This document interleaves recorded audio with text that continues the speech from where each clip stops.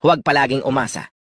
Hanggat maaari, huwag iasa ang iyong sariling kinabukasan sa iba. Gumalaw ka para sa sarili mo. Ikaw ang tutupad sa mga pangarap mo at hindi ang iba. Ikaw ang magpapaunlad sa sarili mo at hindi ang ibang tao. Kapag hindi ka gumalaw para sa sarili mo at umasa ka na lang sa iba, ikaw ang magiging kawawa sa huli.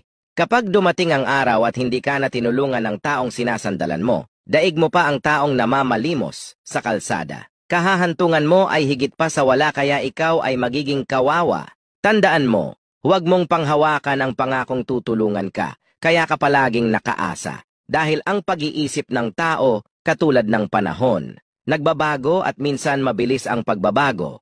Kaya habang bata ka pa at malakas, kumilos ka na. Kung hindi ka kikilos at palaging nakaasa lang, baka magulat ka. Isang araw matanda ka na at wala ka ng kakayahan para paunlarin ang sarili mo dahil huli na ang lahat para sa'yo.